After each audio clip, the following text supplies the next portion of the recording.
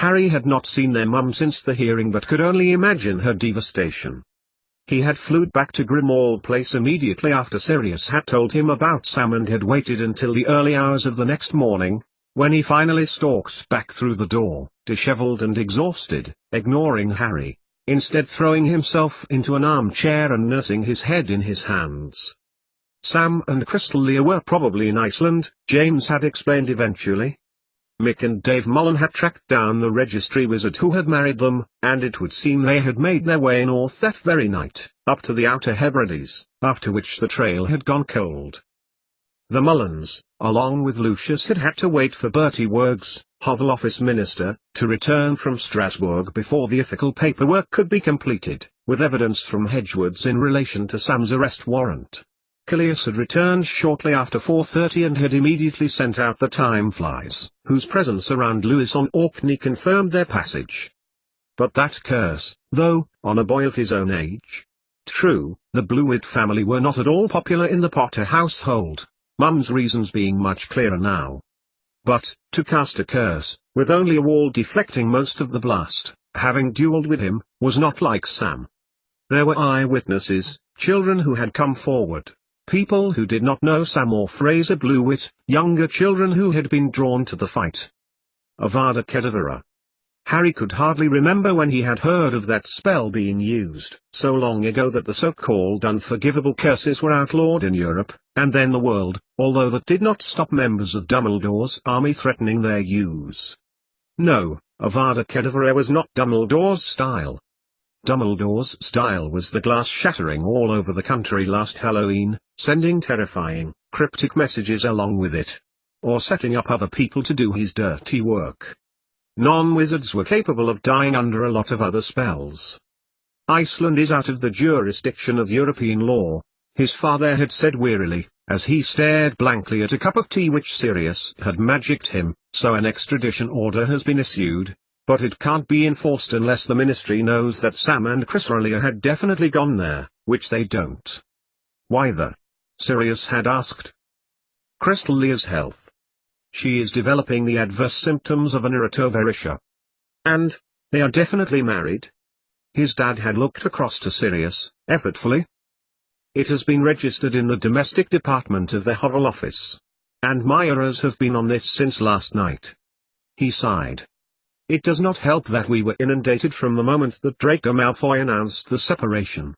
32 days and we will be living in secret, and non-wizards will not know of us. James had put his head in his hands, and then, when Harry had thought he was about to cry, hauled himself to his feet. I'm going out. I'm going to look for him. Sirius had caught the determination in his friend's statement. And I'm coming with you. And Harry had been left there. It had taken a message from Aunt Petunia in the fireplace for Harry to understand that the reciprocators had been put onto this, as well as the NWRs. One of whom, Harry remembered, was Fraser Blewett's mum. Petunia wanted further information, and had spoken kindly to him, and said she would flew later. Harry was left looking around 12, Grimmauld Place, then sat down in the chair that his father had just vacated. What could he do? He had done as Dad had advised, yet the rest of what he had discovered, about Mrs. Lupin, and the missing time turner, was hard to ignore. Only a few weeks ago Dad had been chairing a meeting deciding whether to petition for the veil to be destroyed. Now, Sam was wanted and such matters were far from James's mind. Was this the end of the reciprocators, just as the European Parliament wanted? Something else Harry was finding hard to ignore was the comment from Callias Lupin at the end of the hearing. It suggested to him that the ministry would resist, and so the reciprocators would too, especially with their collaboration of the non-wizard reciprocators. Theoretically, the NWRs would not exist. However, information had, historically, always been shared between the two communities. And that, surely, would have to continue. Still, there was something more, and Harry suspected his dad had told him more than he ought, as head of the reciprocators. Was he asking for help? No one wanted Dumbledore's army again, and this verdict was a step towards that. Already the anti-democracy protests had turned overnight into anti-segregation protests. as dawn filtered into the living room of Grimmauld Place, inky black vanquished by indigo, in turn overcome by red, then in orange-yellow. Harry's thoughts turned to his brother again. What had possessed Sam to do that? Abscond from school, use an unforgivable curse? Although, even though it had been reported as such, the information left behind by his father suggested that the magical forensicers were not entirely convinced that the curse that had been used had been Avada Kedavra.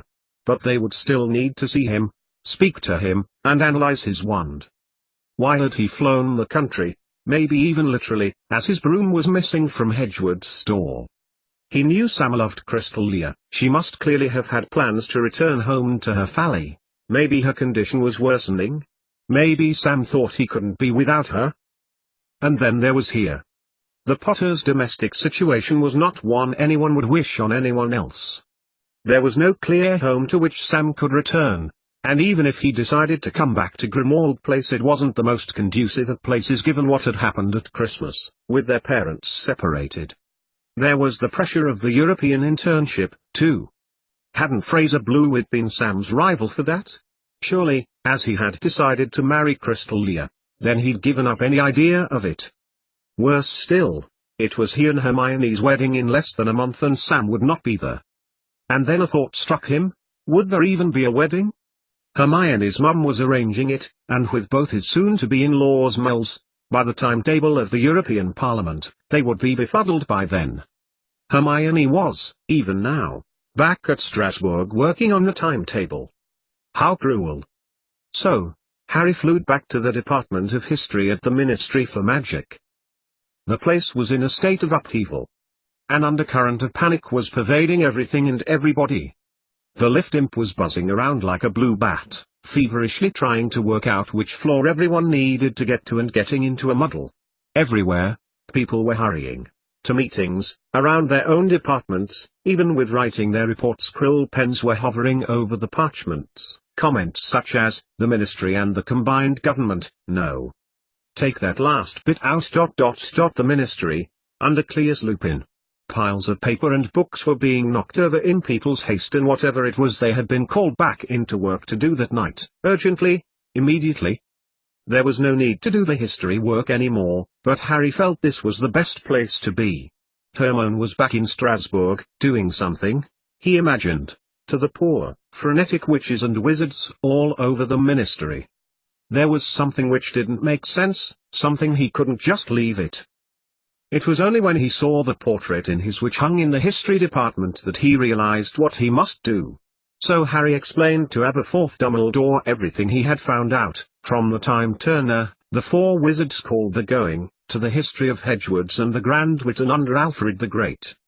It is indeed marvelous that you have found all this out, Harry, said Aberforth, looking just as Harry remembered him, in dark, gold robes, round spectacles and large, long hair and beard. He was sitting in the portrait and, every so often he would adjust his hat. I need to know, said Harry, bravely, after he had finished telling everything he could think of that might be of importance to Aberforth. Aloysius. Stiffly, as if trying to move his limbs through treacle, Aberforth sat further upright in his chair. I wondered when someone would ask me about him. Probably the greatest reciprocator of all. Reciprocator? Aberforth nodded. I took the oath from him myself. Why was he the greatest? Asked Harry, thinking also about why it was that he had not come to speak to Aberforth before, since his painting had always been in the department. Why? Because he put his life on the line many times over to prevent injustices to non-wizards. I cannot find him in any book. That is because no book exists about him. He does seem to crop up here and there in history. Harry prompted. Yes, nodded the pigmented version of Aberforth Dumbledore.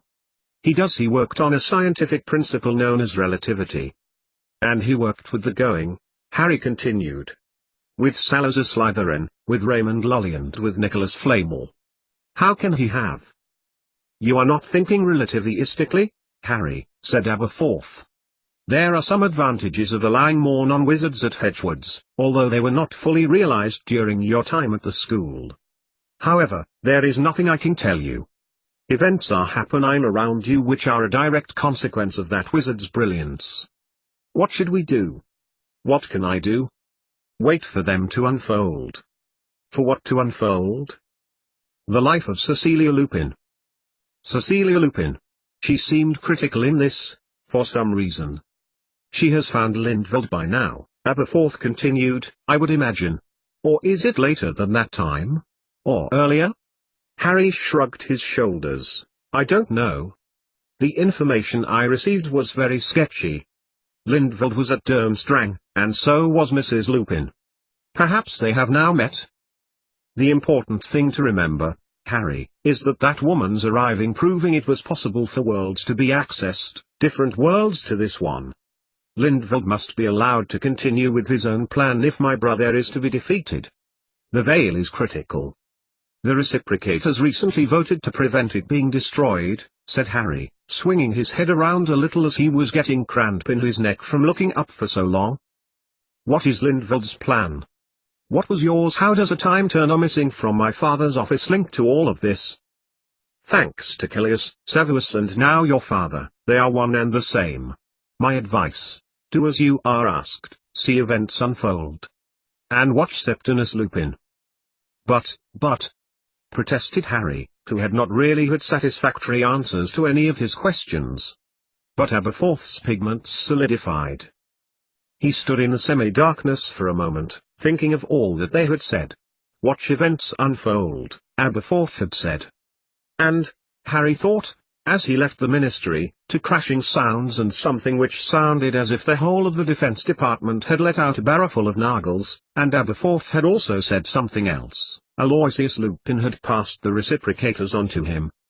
88,888,888. Just over the border of France, and Septimus sat on a blanket about an inch off the damp ground as he tucked into a tea of pickled gherkins, rolls and sausage. They were not far south from Frankfurt, he remembered from the map he had studied, and they had traversed through the city quickly, through commuters and office workers. He had thought about the Heidi book that his mum used to read to him when he was younger, when Heidi had stayed with Clara, before inviting her to the mountains with her and her grandfather. They had enjoyed some food in a cafe in the city. Snape had explained that by crossing international borders the time flies had to reconfigure themselves, and there would be delays to their accuracy. That they had not been bothered by the time flies since Buttons was not something he could mention. What he did mention was that Bavaria was south of here, as was the Black Forest, and this is where he was going. The village of Grindelwald. They would find Mum. Drinking the water Snape had conjured for him, in a royal Worcester teacup, he listened to the sound of the river. Sometimes, when he closed his eyes, Septimus could hear the beguiling calling, moaning from Buttons. It had been an incredible place, but not one he wanted to return back to in a hurry. But, Septimus told himself, he mustn't think about that now. He had done as much as he could for his dad. He put down his cup and rubbed at his arms. They felt tingly, like they always did as the full moon approached. He had taken the medicine Snape had given him to minimize the symptoms, but it still felt as if all of the inside of his body was trying to be pushed out through the pores in his skin. Not a painful feeling, but an uncomfortable one. If my calculations are correct, began Severus Snape. We should be at the village of Grindelwald in less than a day. I agree, nodded Septimus, as he looked around the landscape again. He liked it. It reminded him of the Lake District, and the landscape around Uncle Kay's cottage. His mind drifted from the cottage to Hedgewoods, to Grimmauld Place, and then to Dad, so ill, and Lily Potter. Had he been happy? Mum had told him about how he had visited her at Durmstrang and that convinced her to work harder for Uncle Kay. And then there was Rufus and Daron, distantly related, even though it seems that they never realized. Was Julian back with them? He hoped so. And Doriel, who Rufus seemed to have adopted. Where was the ex? Mervine, who had gone with speed, around the Quibble Stadium according to Rufus's madcap, yet deeply extraordinary plan. He looked down at his friend Finder and then took from his pocket the small bag that his mother had given to him, all those months ago, pressing it into his hand as he left on the Hedgewoods Express. And thought. The thought fixed in his mind on the grate in the Gryffindor door common room. He opened his eyes, taking out a pinch. The green powder, malachite-colored in appearance, glittered in the bright, early-evening sunshine. He sprinkled it into the air and, with a bit of effort, saw the back of the passage that led to the fat, thin, depending on the picture's mood, lady's portrait. He was there, at Hedgewood's. The non-wizard flu powder had got him there. Dinner time, so no one about. Septimus closed his eyes again, and the image disappeared. No one about just then. Better to try later. Then he might be able to talk to his friends. 88,888,888. To further Rufus Lestrange's investigations, Professor Neville Longbottom had sought, and had been given permission for the boy to work later in the night in order to gain precious nighttime hours. This permission had been given despite ministry over missing Sam Potter and Crystal Leobrandt, and the school had been scrutinized as a magical crime scene. Callias Lupin had interrogated him about the report to Europe, but he had followed protocol. What did the Minister for Magic expect? Neville was not used to politics. Doing his job was what he was best at, and he had been asked to supply a report. And, no indeed, there was no option to send his report into the ministry to have it scrutinized, as Callias Lupin was implying he should have. That was simply not in the protocol. Sighing, he looked back to the array of pots before him. Really, life should be more like plants: grow, reproduce, die. None of this game playing. He looked back to Rufus's experiment. The pines had indeed been disappointing, although Neville had pointed out that it could be that the wavelengths were much lower due to the size of the plants, and therefore this was making them harder to detect. He was certain that this very mechanism was indeed a communication system, albeit a very basic one. Rufus had listened and adapted the transmitter on his portable pensieve accordingly. At weekends they had permission for longer, as long as Professor Longbottom was with them, so he was expecting them all within the hour. The sounds were indeed crystal clear, and he made a note to himself to tell Mrs. Lestrange that she had been spot on about radio waves traveling faster. So the boys would be there within the hour, Neville thought, and, on schedule, Rufus, and then Darren both trod carefully on the gravel which lined the greenhouse floor, shortly followed by Julian, looking down at his friend Finder with interest. "It transmits the radio frequencies of the plants," said Rufus as Darren held up the portable pensieve. "The pines are of little interest, but the jasmines? Wow! I expect Professor Longbottom would like to write this up as a report. He could be famous." Rufus Lestrange put down the pots near the greenhouse door, the night-flowering jasmines free to transmit their signals out into the night sky. "It's your discovery, youth. You should be famous," said Julian, letting go of his friend Finder, allowing it to fall round his neck and stepping towards the potting bench. "Why?" asked Rufus, inspecting the plant's leaves. "What good is that?"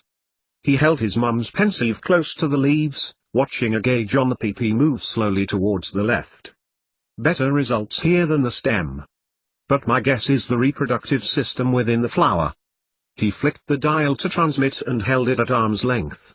"Can you hold up the other one?" He held out an expensive-looking portable pensieve. In this moonlight it looked like silver, but with shiny pieces, like rock, their facets protruding, reflecting the light, catching whatever part of the plant it was and increasing the amplitude of the jasmine's signal. "I had it then!"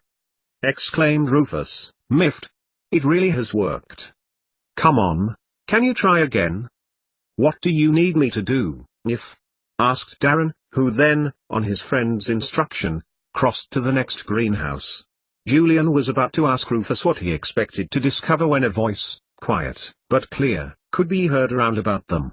Julian looked up at once to Rufus.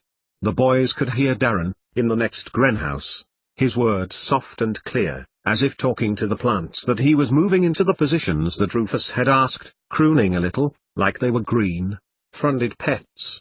Julian sniggered as their friend said, "Just where your daddy wants you, eh?" And, when Darren reappeared, Julian said, "Where did Daddy want them to be?" "What?" asked Darren, pinking a little. "I was just talking to them. You know, it's supposed to make them grow better, isn't it?" In fact, it's just your carbon dioxide. When you exhale, replied Rufus, looking at the flowers on the jasmines with interest. You could be saying anything. Come on, how did you make it so we could hear you? Asked Julian, nudging their friend. Dunno, said Darren. Had to squeeze past Professor Longbottom's Mimbellus Mimbletonia shelves. I was pressed quite tightly.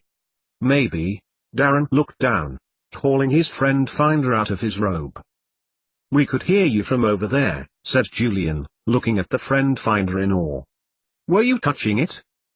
It was pressing my chest as I got up to them, said Darren, as Rufus climbed onto the low bench to get closer to his specimens. A thought occurred to Julian. Go back, and try it again, he said, and within a few minutes Darren's voice was emanating around him and Rufus. Testing, Darren said, then reappeared in front of them. When Julian had established that the whole of the device needed to be pressed, Darren proceeded back to the second greenhouse again, and Julian took a turn at trying, his segment lighting up when he spoke. The discovery was enough to bring Rufus back down from the jasmines to both of his friends again, and he tried. Then, they tried to vary the distance that they stood at, Darren even going back up towards the castle. It made no difference. When they pressed on their friend finders and spoke, they could easily be heard. I wonder, said Rufus, thoughtfully, as they sat on the greenhouse chairs, wowed by their discovery. The gibbous moon peered out behind a cumulus cloud, reflecting its light from their faces. Wonder what, if? The flu network also relies on electromagnetic radiation, a slightly higher frequency than radio waves. It transmits sounds and pictures. He looked at Julian. Can you bring that pot?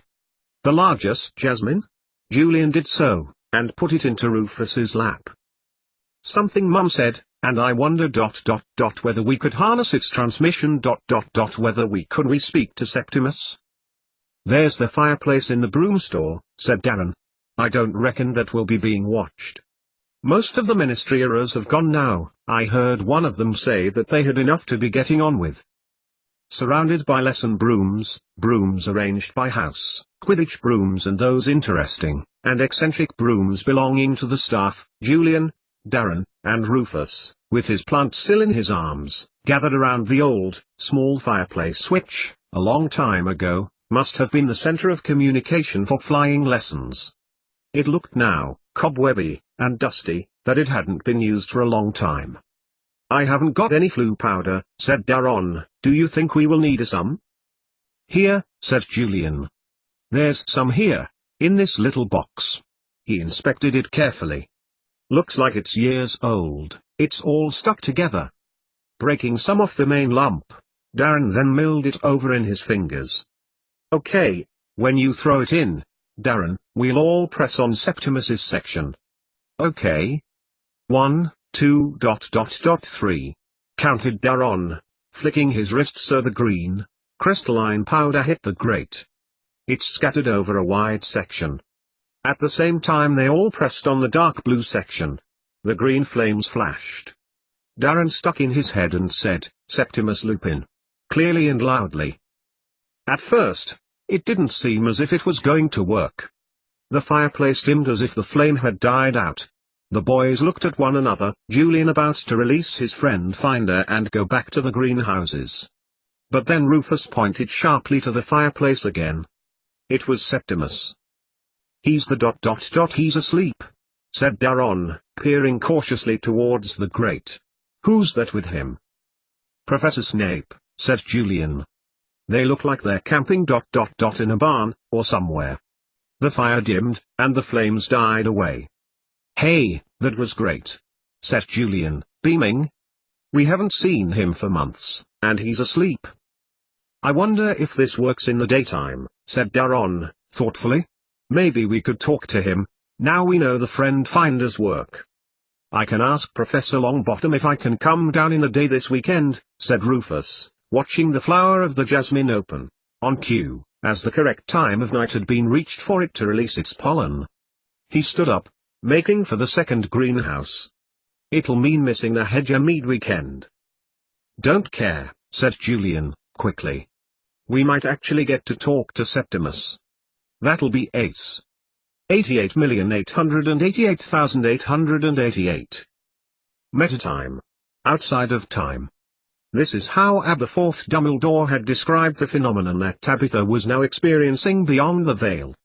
In the time that had passed in her old world it had been nearly 10 months. It could have been 10 seconds here, out of it all. The man who had been at the opposite end of her peripheral vision was now moving. Towards her? Maybe. She had just been watching Lindveld Halen teaching a lesson about the dangers of merpeople to a fourth-year class. She must keep doing what she was doing, collecting the clouds, the thoughts, watching, observing, changing, altering. It had to be done. He must be in the right place at the right time. Did she have them all? Aloysius? Yes. Peronelle, she had seen her die, and her daughter adopted, first Hedgewood's student, adopted by its founder. But, of course, she could not last, eventually, without her watchstone. Here was the first unfortunate case that Salazar Slytherin had to deal with. He had to face the fact that not all magical people were strongest, not even his friend's daughter, Agneta. She had lived, dependent on her stone, had died, just like her mother, but not before having Gloria, in that cold, desolate wind-swept country of Iceland. And then, Tabitha had found, not far from this painful memory, that which had caused the main problem. Raymond Lully, convinced that stopping with Slytherin was the best course of action to further wizard children, prepared even to become a founder of Hedgewood's, had been first visited by Aloysius Lupin. Even then, when Tabitha had tethered that memory, the man in the distance of the memory cloud seemed to be getting closer. That was the moment. They had called Nicholas Flamel out of retirement, tried to convince him that he needed to join them. But the man was too broken in grief to comply, nursing the red amethyst, native to Iceland, which would become the Philosopher's Stone. So was the first to break out of the going, by using Slytherin's own time turner to travel back, as far back as he could, to give it to Peronelle, and, when that hadn't worked, he had witnessed the creation of the Veil, and Herpo's own going. So, when Aloysius had visited this reinvigorated the two wizards, devastated as they had been by Flamel's abandoning of their cause. Aloysius had done the impossible. He had travelled back in time. Yes, that was the easy part. But his genius had extended further than that. He had found a way, through time and space, to allow himself to travel forward again, effectively conquering the fourth dimension. Lully had been fascinated, and turned his mind to the practical advantages of sharing and collaborating magical knowledge and understanding. He listened in awe as Aloysius, born 700 years after him, had told him about scientists with the potential to change their understanding of magic: Leonardo da Vinci, Copernicus, Francis Bacon, Galileo, Newton. Aloysius explained the need for scientists to be more organized as science progressed. He explained about Joseph Black, a wizard who had the potential to be the most influential, and who could be a great asset, or a great foe, of the Lunar Society, Watt and Bolton, Wedgwood, Erasmus Darwin.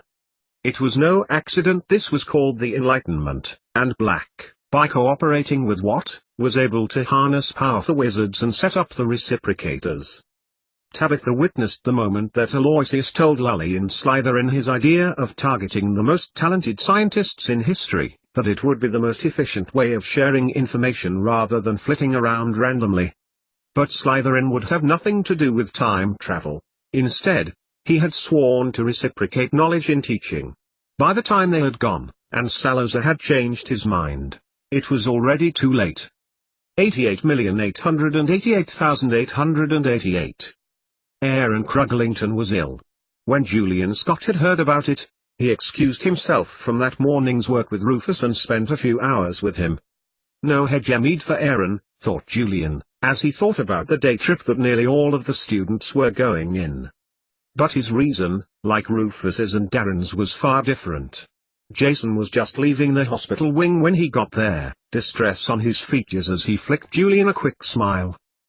"He's worried about me," said Aaron, trying to sit up in bed, sighing and then slumping back. Julian offered him his arm to lean on, and the boy pulled forward, then threw up all down the side of the bed. A house elf promptly came over and clicked its fingers. Instantly the floor, the bedding, Julian's arm and Aaron's pajamas were all clean. Julian nodded in sympathy as he remembered just how he had felt a month or so after beginning at Hedgewood's, and told him. To ease the tension, and hopefully to make the boy smile, Julian asked whether his parents had chosen his name the lazy way. I mean, did your parents think, first name in the baby book, and like, yes, we're done? Aaron had smiled, but then another round of coughing brought up some more vomit. This time Julian was quick enough to scoop up the bowl on the bedside table and put it under his chin. But this time, when I came back after Christmas, I felt fine. I've never been sick like I was last year, he said, in what he hoped was an encouraging voice. It should get better. He went on to tell him about the Quidditch and Quibball, and how Hufflepuff were leading the Quidditch now, but it was Gryffindor, the house in which Aaron had chosen to be in. Now the Sorting Hat seemed to be permanently dormant, which was leading the Quibball. Jason's worried about school too, managed Aaron, breathlessly. He can't believe it about Sam Potter and the spell on the other boy, Arella's brother. We can always go home, Aaron continued. It's not like we have any relatives who were wizards. Mum was keen for us to get a different education, you know. Mine too, nodded Julian. I got a letter from Mum. She must have got a witch or wizard to send it by owl. She's joined the non-wizard reciprocators. They help people, they help wizards and non-wizards. That's good, said Aaron, closing his eyes, then opening them again. Jason said we may have to leave this school, because wizards are going to be separated from non-wizards. Julian felt himself nodding. It had occurred to him. If someone had told him last September that he wouldn't be able to come to Hedgewood's, he may well have said yes.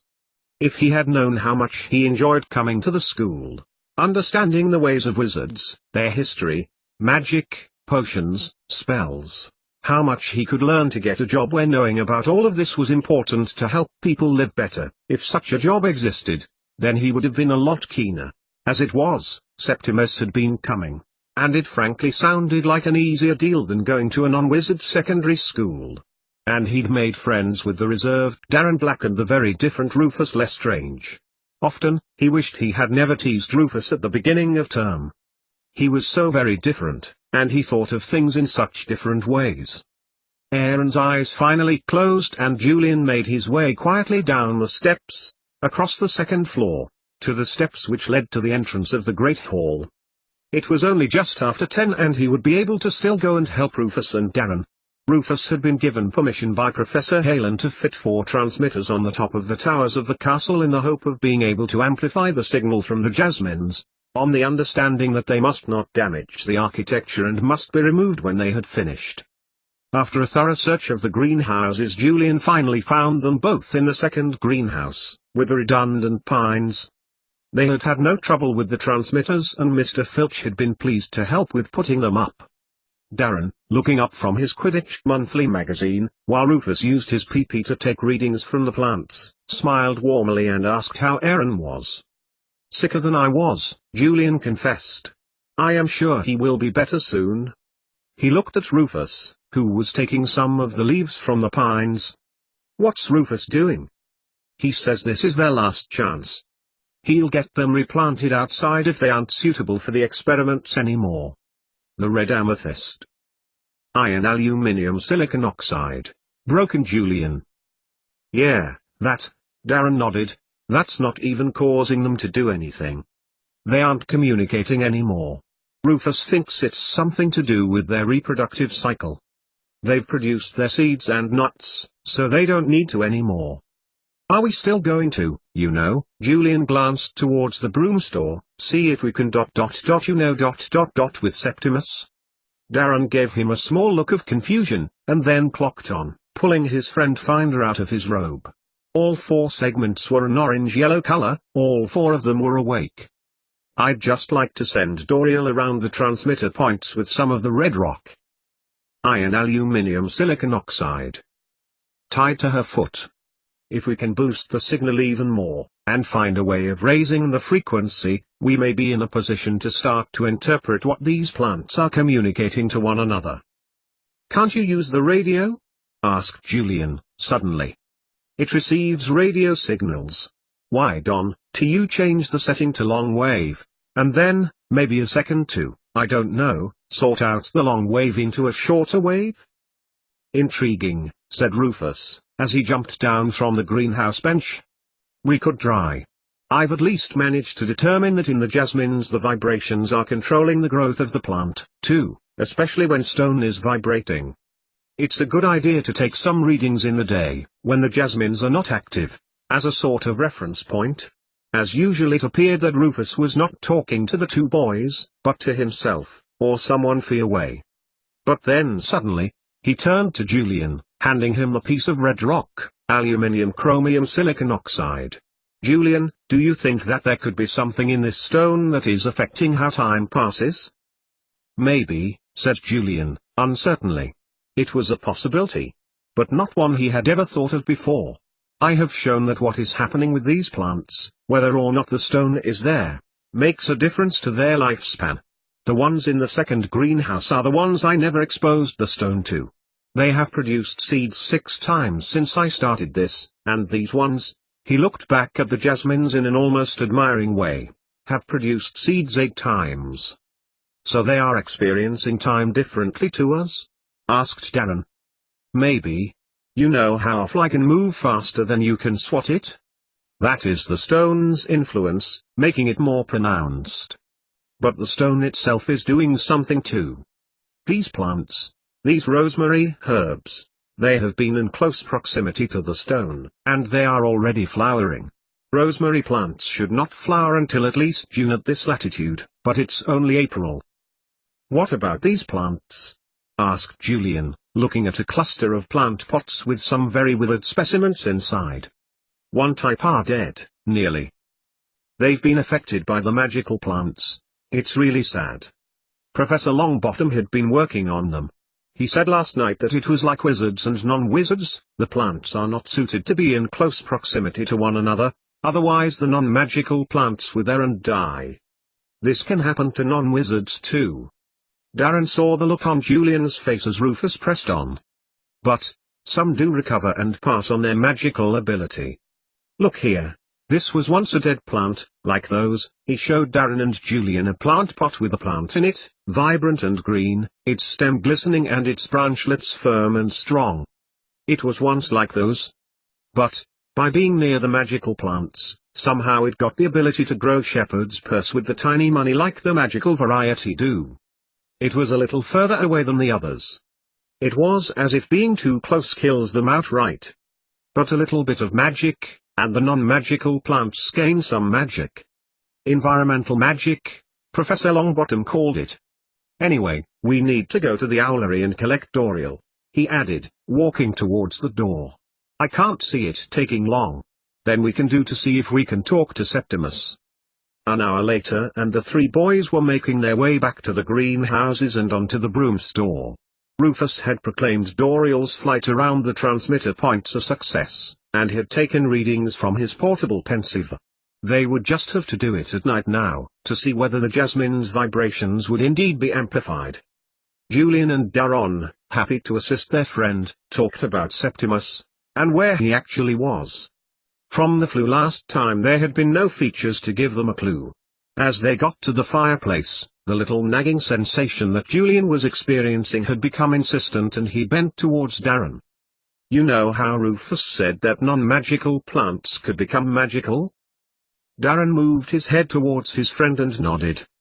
Or be killed, he added. Darren looked at him quickly. Do you think he meant that people could develop magic too? Non-wizards? He reached towards the pocket of his robe. Borrow this, if you like, he added. But Julian shook his head. Some people are ill. Gary Strang. Aaron too. They were both new at the start of this term. And I heard Jason tell Sam, before he went, that is, that Aaron had been messing around with John Ball's wand. He had given it to him for a laugh, and had been able to do a levitation spell. Wow, that would be something, said Darren, reaching down the flu powder box, checking there was some still inside, and then closing the lid, banging it hard to try to separate the crystals into smaller chunks. How many people know about this? Not many, said Rufus, looking at the grate. Professor Longbottom told me he had to do a report to the ministry about it. Yes, phantom symptoms. They're called. A weak version of magic, to lull the non-magical thing into believing it is doing well, but then actually, it ended up dying. How terrible, said Daron, looking once again to Julian. But my theory is that, historically, people figured this out, and magical people and non-wizards separated themselves out and grew separately. Apparently he warned Professor Snape, and Professor Aberforth Dumbledore. This was just after his brother's treachery, of course. Treachery? The professor before Professor Snape's brother? I know who you mean, said Darren Black, suddenly. Albus Dumbledore. The ministry tried to arrest him for experimenting on students, didn't they? That's terrible, said Julian, shaking his head. He looked into the grate again, and then pulled out his friend finder.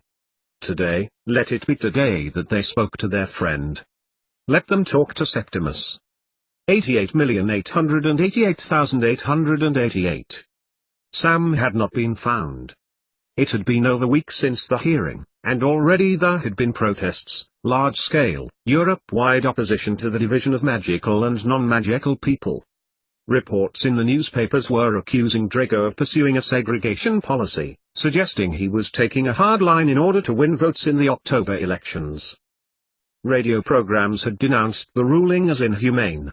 Questions had been asked in the non-wizard parliament in Britain, with concerns from MPs asking what recourse the public had. I remember a time we could just be together, said Patrick McCormack, an old MP representing a constituency in the Midlands. And now, it's like gang warfare. People are wearing pointy hats just because their great-grandfathers once moved a horse along a road with the power of their minds, so they have magic in their blood.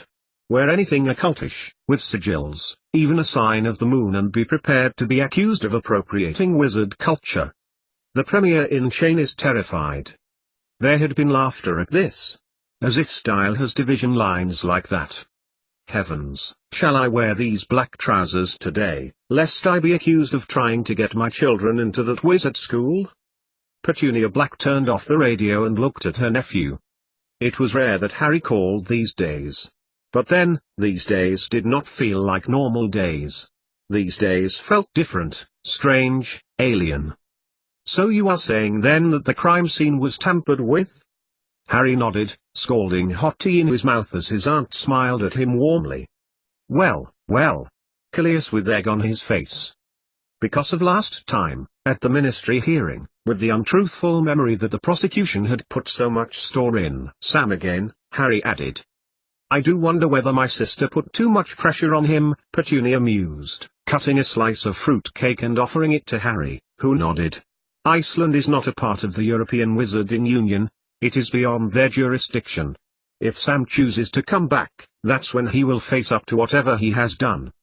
Dad is devastated. Do you know how Mum is? Devastated too, I shouldn't wonder. I have not spoken to your mother since Christmas. I assume that she was happy waiting as she had been, for her lover?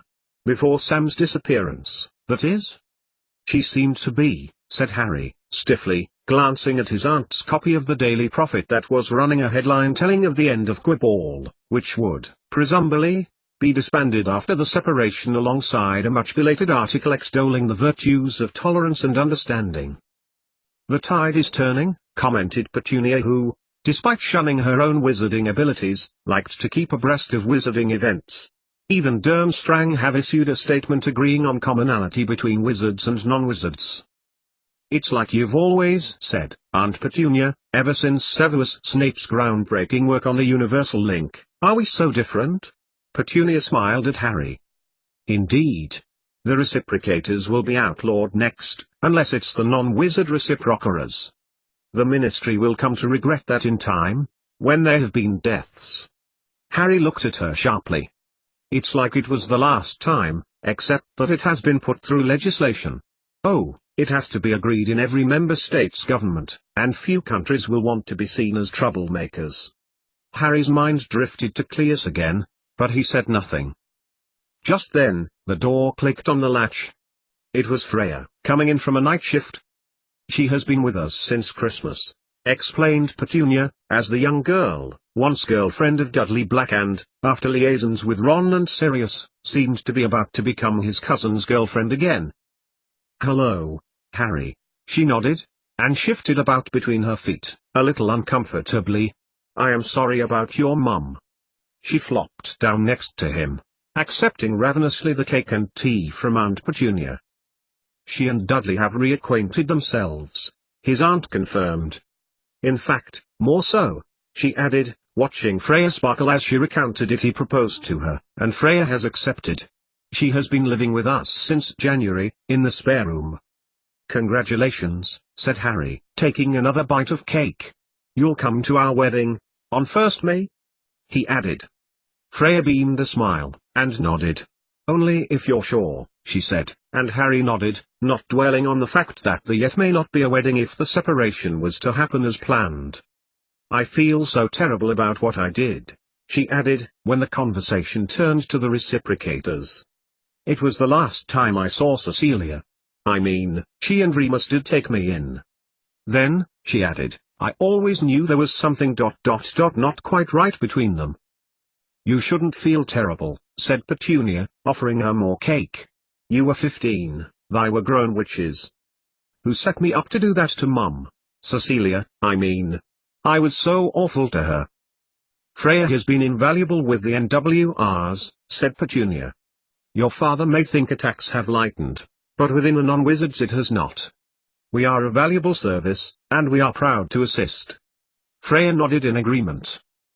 "There is something I wish to talk to you about, Aunt," said Harry, glancing over to Freya, uncertainly. "I was going to bed anyway," said Freya, taking another slice of cake with her. "I'm starving. Those night shifts are killing me." And so, once Freya had made her way upstairs, Harry confided in his aunt about the veil, and the memories behind veil, which could be retrieved, and the missing time turner. I have to admit, it was not a well-kept secret that Aberforth was experimenting with time. Tabitha Penright went on a mission for him, as you know. She had proposed, theoretically, that it was possible and he had finally sanctioned it. But that resulted in Cecilia's coming. It really angered Lily and Henrietta that she was being treated as an equal, because in their eyes, she had done nothing. Only Aurors, or those who had esteemed themselves in feats of magic, were accepted in those days. She poured Harry more tea. "I wanted nothing to do with an organization that was so exclusive. How could they purport to be for everyone when they had no understanding of lots of people so unlike themselves? And when you were at school, the young Dumbledore's army? The European Wizarding Council, when the European Wizarding Community was first set up, conceived the idea of an elite group of students within every magical school. But, under Albus Dumbledore, Dumbledore's army was a cover-up, which allowed him to perform dark magic with no restriction or care of safety. At the time, nothing was done about it, all of their activities evaded investigation. It was only after Albus Dumbledore defected to Gellert Grindelwald and his greater good wizards at Durmstrang that the truth came out. Power, that was what they were about. I left the school. I could not stand it anymore. Aberforth was determined that it wouldn't happen again. Harry was staring at her, his eyes wide in astonishment. To his knowledge his aunt had never attended Hedgewards. But, clearly, she had. "It was abhorrent," Petunia went on, coolly. "I could have gone into the ministry, I could have done anything. But, as a student, would I have been believed? I was so disgusted at the way it was handled I chose not to have anything more to do with wizards. And then Regulus." Her mouth softened as she spoke about her husband. "He believed as I did. We settled apart from Lily, and from Sirius. We carved a future for ourselves, for Dudley and Darren." She leaned forwards as Harry was about to ask something. "Harry, be careful. I have long suspected, with good reason, that Aberforth did something very wrong in order to overcome the things his brother did, and we are now seeing the consequences of that wrong." "The veil, you mean?" "The experiment with Tabitha Penright. Right now, when she is needed to complete whatever it was she did, now she is needed, there still seems to be no sign of her returning to finish the job. Much as he hates to admit it, Callias Lupin has failed there. She smiled at her nephew. "You want to know about the missing time turner, of course." Harry nodded mutely. He had only dropped in to see his aunt and catch up with her. But, Petunia Black was an empath. She knew how to soothe your fears, allay one's doubts. And, of course, she had now just told him something of great interest. He nodded. "Tabitha Penwhite," she said simply, handing Harry the prophet to her nephew. "I'm doing a lunch for Dudley and Regulus. They'll be back in half an hour. You'll stay, won't you?" 88,888,888. The village of Grindelwald, at the foot of the Black Forest, not named for gloominess, but for the color of the wood of the trees that grew there, was like a walking advertisement for its timber. Wooden houses lined foursquare around a central monument of a long-ago king on horseback, shops selling wooden items, cuckoo clocks, walking sticks, bookshelves, baskets, guidebooks of the surrounding areas for walkers huddled together. The streets had a trickle of locals milling and talking to one another. Day trippers thronged the streets. Septimus and Severus were sitting on the bench in a small park area to one side of the square. Septimus was eating an apple which had been left over from tea the night before. Snape had told him he would visit a delicatessen, which seemed to be selling cold meat, cheese, bread, and was asking Septimus if there was anything he didn't want to eat. He shook his head. Snape strode off and Septimus leaned back in the bench, staring up at the beginning of the Alps, which towered in the far